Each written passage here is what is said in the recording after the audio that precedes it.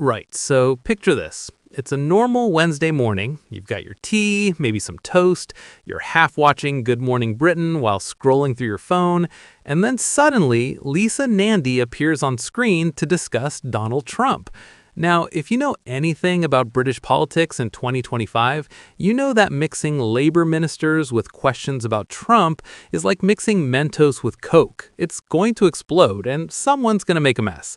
And let me tell you, this particular GMB appearance, but before we proceed, please don't forget to hit the subscribe button for more updates on this channel. Moment Labor Minister left stammering live on GMB as she snaps, "I reject that." Absolute television gold. Nandy found herself in what can only be described as a verbal gymnastics routine, trying to defend Trump, criticize Trump, support her colleague Sadiq Khan, acknowledge Britain's immigration problems, and somehow maintain diplomatic relations with the United States all at the same time. It's the political equivalent of patting your head, rubbing your stomach, and doing the Macarena simultaneously. So buckle up, because we're diving into the moment Lisa Nandy was left stammering on live television. And trust me, it reveals so much more about where British politics stands right now than you might think. Let's set the scene properly. Donald Trump, never one to keep his opinions to himself, has just gone on another one of his legendary rants. This time, he's decided that Britain and Europe are basically destroying themselves with immigration policies. He's proclaimed himself the savior of beautiful Europe, offering free advice like he's some sort of geopolitical life coach. And then, because apparently that wasn't enough, he specifically called out Sadiq Khan, the mayor of London, branding him a disgusting mayor with a totally different ideology. Now, whether you love Trump or think he's absolutely bonkers, you have to admit the man knows how to create headlines. He's like a walking, talking tabloid newspaper. So naturally, Good Morning Britain brings on Lisa Nandy, Labour's culture secretary, to respond. And Richard Madeley, bless him, immediately goes for the jugular. Should Keir Starmer stand up and cut ties with Trump? It's a simple question, right? Wrong, because in the world of diplomacy and international relations, there are no simple questions, only complicated answers wrapped in layers of political speak.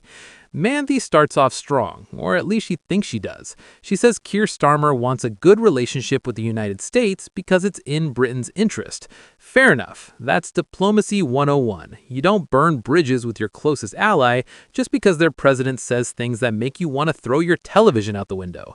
But then, and this is where it gets interesting, Nandy tries to have her cake and eat it too. She says she doesn't accept Trump's characterization of the UK, she's proud of Britain, but then immediately pivots to agreeing that the previous conservative government lost control of the borders.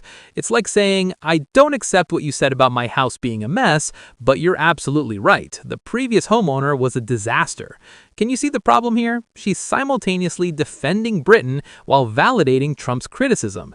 It's the political equivalent of agreeing with your ex that your new partner has flaws. Technically, you might have a point, but mate, read the room. Now, Nandy clearly wants to shift the conversation toward Labour's solutions to the immigration crisis. That's smart politics. When someone criticizes you, you pivot to what you're doing about it. Classic deflection technique.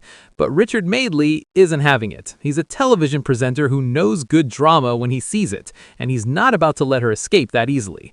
He brings the conversation straight back to Trump's comments about Sadiq Khan, and this is where Lisa Nandy begins to properly struggle. You can almost see the internal calculation happening in real time. She's got to defend Khan because he's a Labour colleague, she's got to criticize Trump because his comments were genuinely insulting, but she also can't afford to completely torch the relationship between the UK and the US. It's like being asked to juggle while riding a unicycle on a tightrope over a pit of crocodiles while the crocodiles are judging your performance. Watch what happens next. Nandy starts stammering. Properly stammering. She says Trump was not right to say that about Khan. She calls Sadiq Khan a friend who's doing an incredible job in London.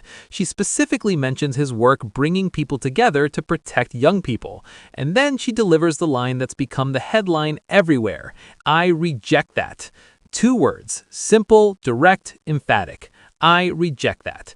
It's the kind of statement that sounds strong when you say it decisively, but when it comes after a period of visible struggling, it lands differently.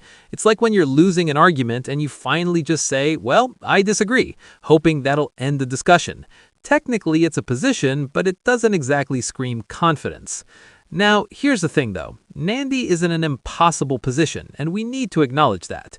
The Labour government is barely a year into power. They've inherited a country with genuine immigration challenges, an economy that's struggling, public services that are stretched thin, and international relations that need careful management. And now they've got to deal with Donald Trump, who has exactly zero interest in diplomatic niceties. Trump says what he thinks. Consequences be damned. That's his brand. It's what his supporters love about him and what his critics despise.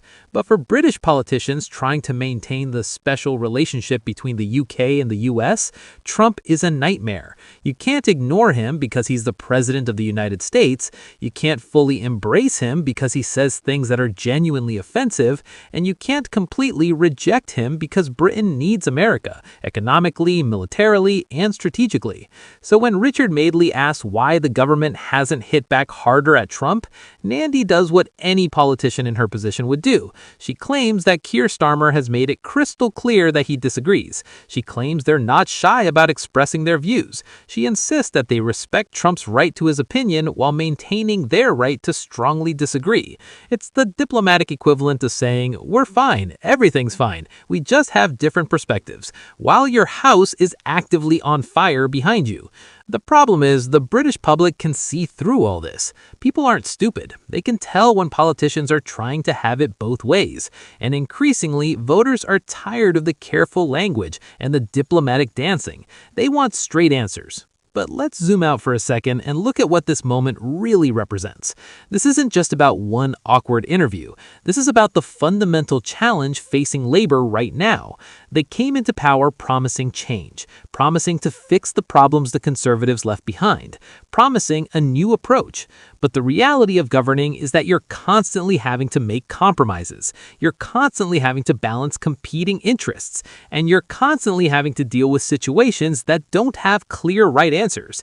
The Trump case is a perfect example. Do you maintain diplomatic relations with a president who insults your colleagues and mischaracterizes your country? Or do you take a principled stand and risk damaging a crucial international relation? There's no obviously correct answer, which means whatever you choose, someone's going to criticize you for it. And here's where it gets even more complicated. Trump's comments about immigration aren't entirely wrong, at least from a certain perspective. Britain has struggled with immigration policy for years. The previous Conservative government promised to bring numbers down and spectacularly failed to do so. The boats kept coming across the channel. The asylum system became backlogged. Public trust in the immigration system collapsed. These are real problems that Labour now has to solve. So when Trump says Britain has immigration issues, he's not making it up. He's pointing at something that actually exists. The problem is how he's framing it and who he's targeting. Calling Sadiq Khan a disgusting mayor isn't legitimate criticism. It's a personal attack. And that's what makes Lisa Nandy's position so difficult. She's got to defend the genuine immigration challenges while defending Khan from what's essentially just name-calling. Let's talk about Sadiq Khan for a moment, because he's become a lightning rod in all of this. Khan has been mayor of London since 2016, and during that time he's been a consistent target for right-wing criticism, both in the UK and internationally. Trump has gone after him before. This isn't new. But what's interesting is why Khan attracts this level of attention. Part of it is policy disagreements. Khan is progressive on issues like the environment, social justice, and policing. People who disagree with those positions naturally oppose him. But there's also an element of something else going on. Khan is the first Muslim mayor of a major Western capital. His background, his identity, makes him a symbol. For some, he represents positive change and inclusiveness. For others, he represents everything they think is wrong with modern Britain. When Trump calls Khan disgusting and talks about him having a different ideology, he's not just criticizing his policies, he's othering him. He's suggesting that Khan doesn't belong, that he's fundamentally different, that he represents something alien to what Britain should be.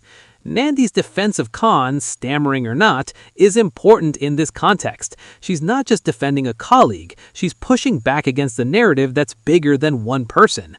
When she says Khan is doing an incredible job and that the government is learning from his work, she's making a statement about who belongs in British politics and what kind of country Britain is. That matters. It might not make for the smoothest television interview, but it's a position worth defending, even if the delivery was a bit rocky. Now, let's address the elephant in the room, the stammering, the visible struggle to find the right words, the moment of hesitation before saying, "I reject that." Some people will watch that clip and see weakness. They'll see a politician who couldn't handle a tough question. They'll argue that if you can't defend your position clearly and confidently on morning television, how can you be trusted to defend the country on international stage? And look, that's a fair criticism to some extent. Politicians need to be able to communicate effectively. That's literally part of the job. But here's another way to look at it. Maybe the stammering shows that Nandy was actually thinking about her answer. Maybe it shows that she understood the complexity of the situation